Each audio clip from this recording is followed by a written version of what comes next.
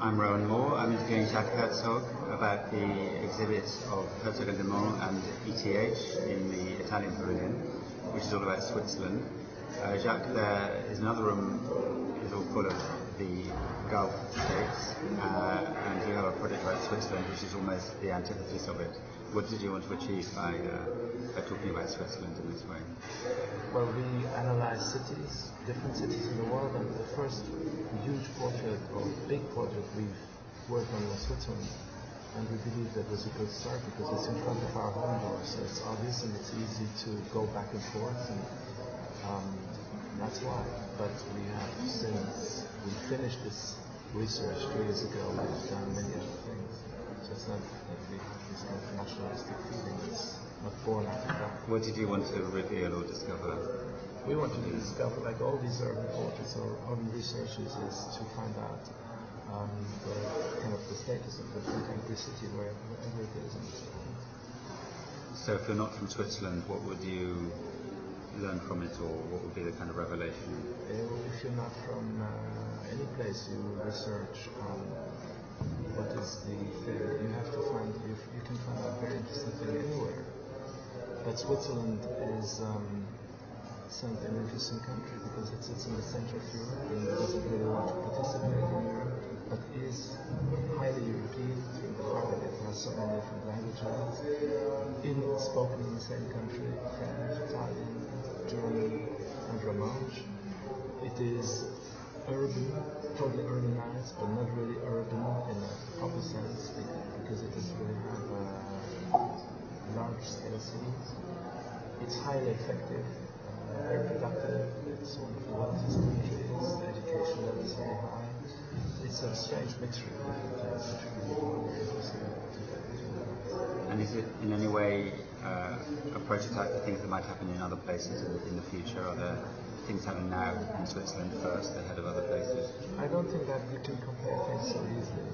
And at the same time, you can say, yes, globalization hits everywhere. And Switzerland is in a favored position in the way that a lot of global headquarters and global financial streams and other things that are favoring a place versus another are concentrated right now in Switzerland. But the question in the city today is how they can attract and remain attractive. So part of the research is also what currently is really interesting and attractive, and how can they keep up this culture versus other places. But also there's this kind of awkwardness about Switzerland that is in a way resistant to globalization, although it's so sort of super powerful for its size, economic. It's not at all resistant against globalization. It is rather resistant against accepting that they are an urban country. They still have these rural roots. They have a big problem with terms such as concentration, density, tallness, bigness, all these things that are normally associated with it, but they want all these advantages.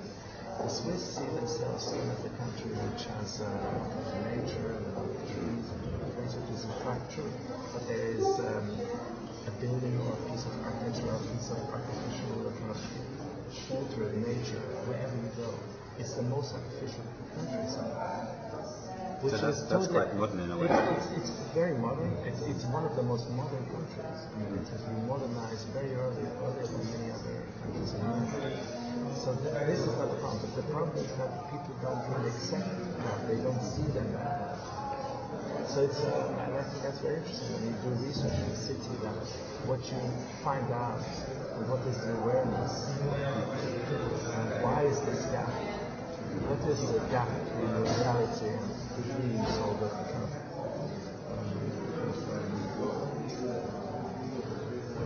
targets that places would like to go?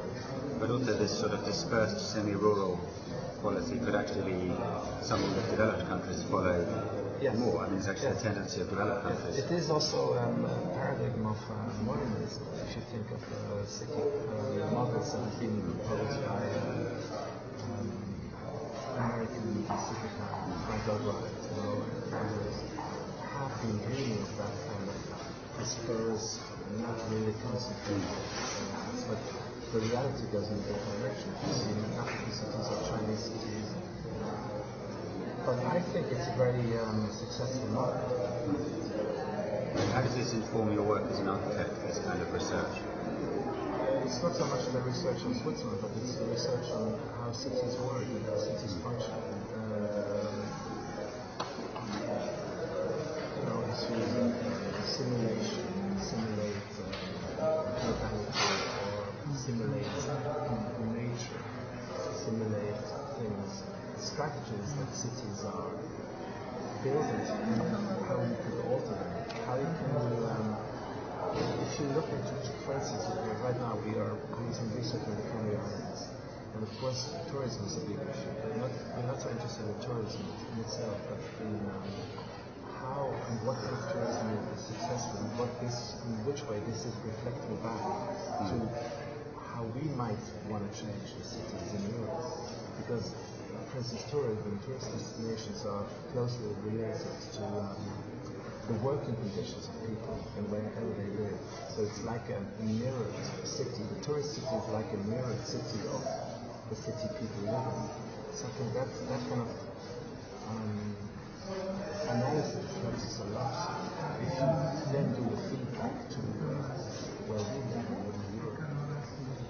And lastly, it's very striking at this Biennale that a lot of people are looking at existing cities and conditions as a way of sort of making models for the future. So there's the Gulf, there's Switzerland, there's a piece about London down there, there's about Sheffield, etc. Do you think that's something to do with the current sort of state of thinking about architecture? There's a nervousness about actually making rules, so everything has to be done as a kind of, or it's more interesting to look at things that are existing. I can only speak for our Swiss research. We have done, we've applied a method which is very phenomenological, which is very much based on description. And so what we believe should be done in the future is only a slightly changing attitude towards what is there, because we don't believe that you can radically change the whole country. So I think it's the method of the methodology, how to change things, is one very important question. And the other thing is that I don't see so much of the research presented here looking into the future. Is more dramatic need to understand how cities work and to lay on the table how, give us information, especially if you think of the Gulf or Ireland or so, to reveal what is really there and what we have always believed is, to give us more information and clarity to that. This is, I think, more what really happens rather than pointing into the future and telling us this is how it will or it could change. I don't see any modern future. I don't see any utopia. And I also don't think that this is the time for that. I think that makes a big difference to an exhibition like that, which would have been taking place in the 50s or even before the war. So it's somehow, a lot of shows express a kind of I won't say sadness, but they express a kind of helplessness. And with a certain pleasure, architects or urbanists point out the dramatic gap in